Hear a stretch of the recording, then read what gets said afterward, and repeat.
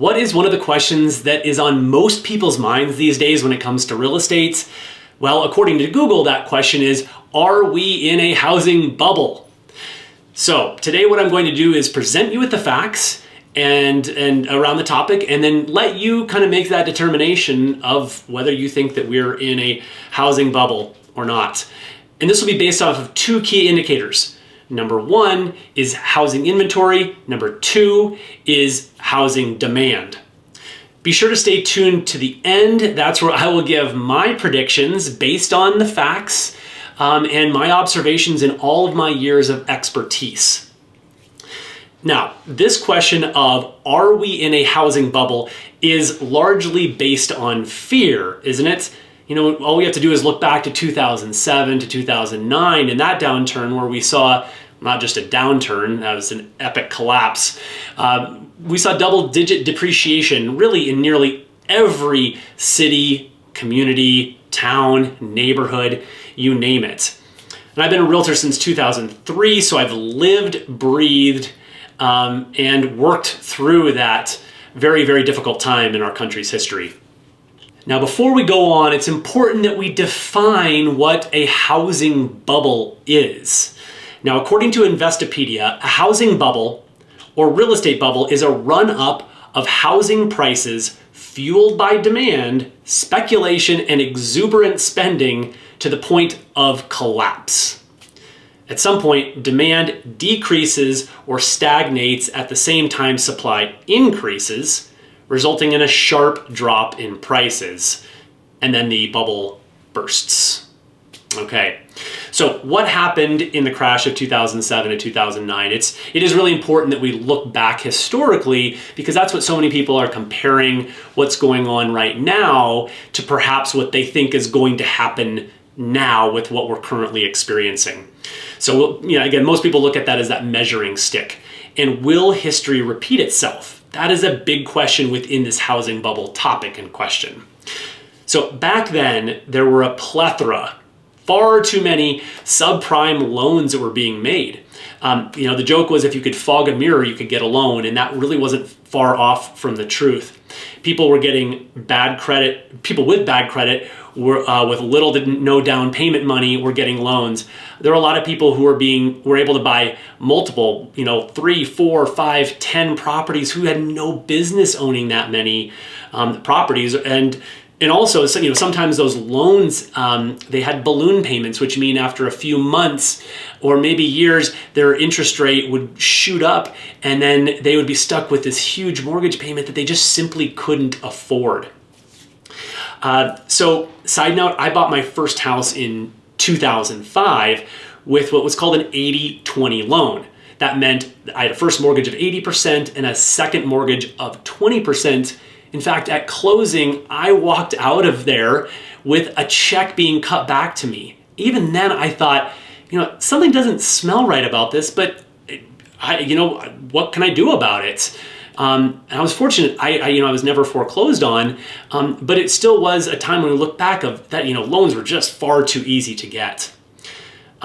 So back to the main point here, people were forced to either go into foreclosure once they couldn't make those payments. That's where the bank takes their home, or they would try to do a short sale where they would try to sell their home where the value is less than what the mortgage is that they owe, and they can't come up with any of the difference. So that was a real problem during those years.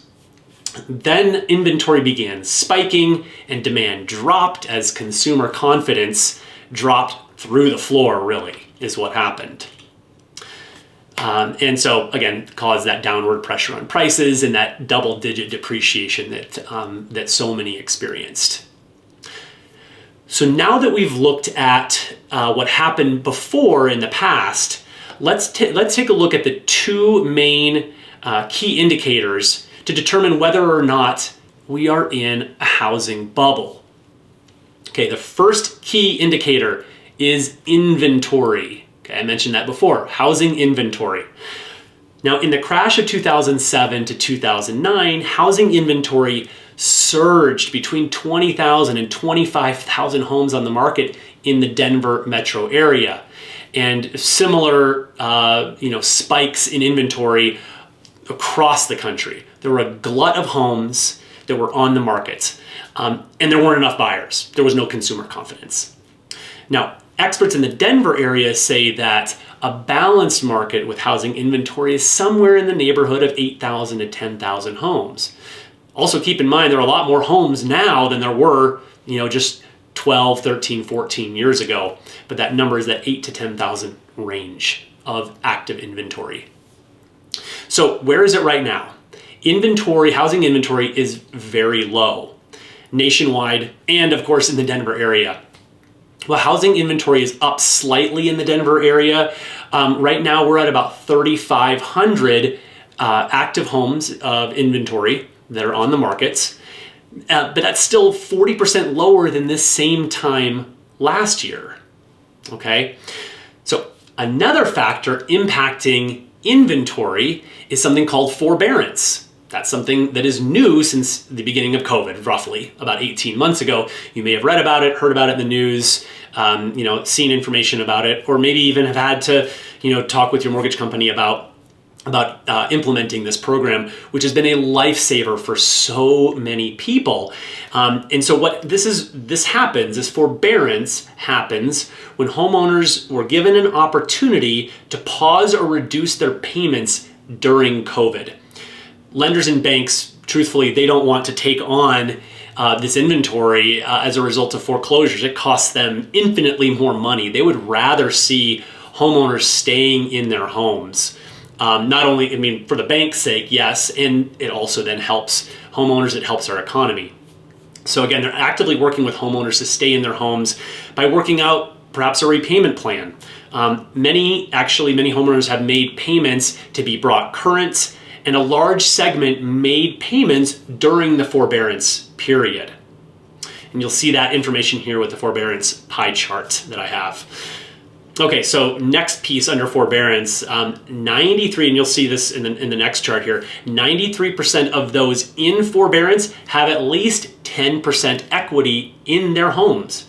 So if they had to sell, if they were forced to sell because they really couldn't make the payments, they can sell, and it should not be a short sale situation because they actually have equity. They have money in the equity of their home to be able to sell it without being a short sale. So that is huge.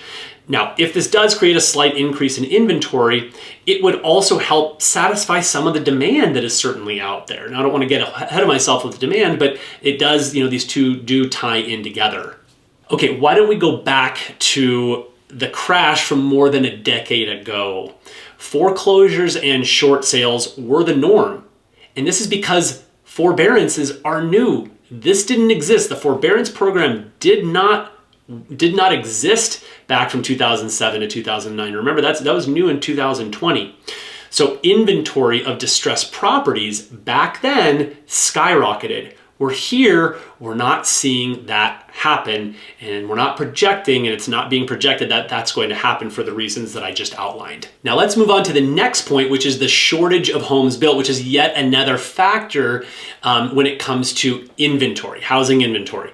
So NAR, if you've heard of NAR before, it stands for the National Association of Realtors. It calls the supply issue of homes an underbuilding gap of 5.5 to 6.8 million housing units since 2001. So in the last 20 years, we are underbuilt in terms of where we should be based on the growth of our country and the number of people at buying ages. We're underbuilt by 5.5 to 6.8 million housing units. That's staggering as a number. There's no question people want to buy a home, but lawmakers must work to access resources. They must remove barriers to and incentivize new developments and make housing construction an integral part of a national infrastructure strategy. I know it's a lot to take in there, but those are all factors in there within the housing building shortage. And you'll be able to see kind of some information from the article that's included here. So that's a very big piece of this where housing inventory, the shortage is there when again, as we move into the next point, the demand is certainly there. Okay, we now move on to the second key indicator around whether or not we're in a housing bubble, which is housing demand. So we just went over housing inventory, now we're moving on to housing demand. And we look at a key factor with demand is average days on market. But before we talk about days on market, overall, demand is still very high, even with seasonal adjustments right now, which tends to happen. Summertime, people are on vacation, July and August of this year, and that certainly happened this year. Remember 2020 when virtually nobody was going on vacation? Now, this year, everybody wanted to go on vacation and just get away. And that's what we saw in July and August with kind of fewer showings out there overall, somewhat fewer homes coming on the market. And now we're seeing that pick up again, but it still is back to our typical seasonal time where the fall tends to not be as robust and busy as the first half of the year. But even still, the average days on market in the Denver area is 11 days on market. And you think about that, that's from going on the market to having an accepted contract is just 11 days on average for all types of properties and all price points. Okay, moving on. Let's look at millennials and baby boomers who play a big role in demand. Now, millennial buyers, as you'll see from this chart here, this graph, those are people between 23 and 41 years old, and they actually make up the largest buyer segment of any generation at 37%, which is around in the neighborhood of 75 million Americans. That is a lot of people, and those are their prime buying age, and they make up the largest segment of the population. So you go back to inventory shortage, high buyer demand, even if you just look at the millennial generation and wanting to buy, that is a huge push there. Now, what about baby boomers? Those people between 57 and 75 years old, they make up the largest seller segment of any generation at 42%. Many in this group are looking to downsize from their current homes, wanting to move from something what is typically a larger family home where, many had raised their families in a larger home, they stayed there, and now they're getting to the age where they want maybe more single level living or low maintenance living. And so they are selling and then buying something else that's more suitable for their lifestyle where they're at that point in their life. Okay, so what else affects demand? How about those people who are relocating to Denver? Now, this could go for anywhere in the country, but when we're talking about Denver specifically, this is over the last 18 months especially has been massively notable, not only notable, but accounted for. And so when we look at why are people relocating to Denver, which is happening again at a rapid pace, we look at the quality of life. We have 300 plus days of sunshine here in Colorado and the Denver area. There are endless outdoor and mountain activities.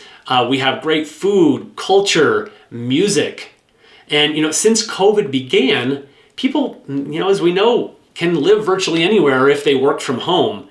And so we're seeing that Denver has become a hot destination for that. The second piece under that is strong job market, with a lot of big name employers who are moving here, who have moved here in the recent past. We look at Palantir, a software company, Slack, Salesforce, Gusto, Wix, and many, many more companies who are relocating their operations from different parts of the country, with the majority of these jobs being high-paying jobs. Now, we look at the unemployment rate in Colorado, it's actually 6.1%, which is a little bit above what the national average is. Yet at the same time, we still have a very, very healthy job market overall. Now, going back to where we're seeing people moving from, we're seeing a lot of people moving from more expensive markets like LA, Seattle, San Francisco, New York. And that's what we're seeing with a lot of our buyers. They're coming in from out of state from these other places because for this reason that they can work anywhere and they love Colorado, whether they visited here before, they have family here, and now they have that opportunity to call Denver home. And so that's where we're getting a big influx of people, another wave coming in from out of state. And plus they're looking at it that the cost of living here is less from, again, from where they're moving from. Now, the final point that I have for housing demand has to do with interest rates. Historically speaking, interest rates are still incredibly low. Now, take a look at this table showing average rates over the decades. Obviously, interest rates right now where they are is significantly less than where they have been historically. Now, if we move on and looking in late in 2021, rates have dipped below 3% again. And as you can see from this next graph, we look at it shows interest rates from 2020 to beginning of 2020 to right around now, fall, late summer, early fall of 2021. And even if rates do move into the threes, like where there are some predictions that that'll happen, homes are still very affordable. Here's my general thought around interest rates, and which is not just my thought, but what a lot of people believe as well. It's true that when interest rates go up, that it decreases the affordability for home buyers. And so, when interest rates go up, and if they, at some point in the future, go up, they will at some points, people won't be able to afford quite as much house as they would like. And this could take them out of the market or at least minimize what they're able to buy. Now, the good news is interest rates aren't projected to be above the threes by the end of 2021, that there might be some incremental, increases in 2022, but we are still going to be seeing, the affordability in terms of interest rates be there as we move into and through 2022. All right, so now we've covered the housing inventory and the housing demand as it relates to this housing bubble that people are talking about. We're going to go on to my predictions and beliefs as far as what I'm seeing. Just with all of my expertise, I study this market and I'm in it. I'm in this market daily and live and breathe it. So just right off the bat, I do not believe that we are in a housing bubble. Now, are housing prices appreciating at a rate that's unsustainable? Yes. We can't have 25% appreciation year over year. There's no question that that's too fast or too much to be sustainable over the long term. Okay, but that doesn't mean that we're facing a crash by any stretch. It's not like an either or. More than likely, what we're going to see is more modest appreciation, in the coming years. And here are some of the key points. So inventory increase by way of forbearances isn't likely to spike as originally thought. That was the fear last year, was that as inventory or as the forbearances hit and people couldn't make their payments, then all of a sudden there was going to be all this wave of foreclosures, which would increase the inventory. And that's simply, we're not seeing that, and we don't project to. There is still a massive shortage of homes being built. There still is the shortage, which is when you couple that with the demand, especially with the millennials and with the baby boomers, that demand will continue to be there. We're also not seeing the type of bad loans that were made in 2007 to 2009, at least not on the scale of those being done back then. There are a lot more safeguards in place now. So we're also continuing to see that demand with people moving into Colorado, that influx of people because of what we have and as a foundation economically, as well as quality of life, that is causing Denver to continue to be a desirable destination for people to come. All right, so interest rates also remaining low will continue to drive demand and people's ability to be able to purchase. But what will help in terms of that long-term sustainability, and it goes back to the underbuilding of homes, that we really need to see more affordable housing for entry-level buyers, especially new construction. That's something that needs to happen in order for us to continue to have the long-term sustainability and viability of the real estate market. And we know how much that impacts the overall economy.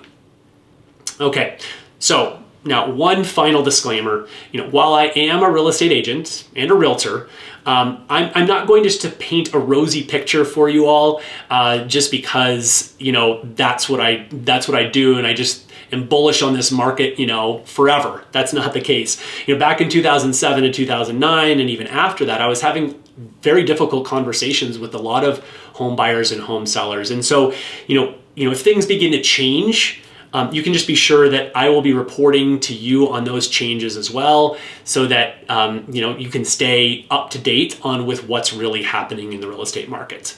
Okay, if you thought that this video is valuable, and I really hope that you did, I put a lot of time and research into this because it's such an important topic that is on so many people's minds, then I'd love for you to drop a comment down below, subscribe, and also then if you want to watch something else, we've got another video ready to play for you that we think that you're going to like as well. So thanks a lot, guys, and I'll see you next time.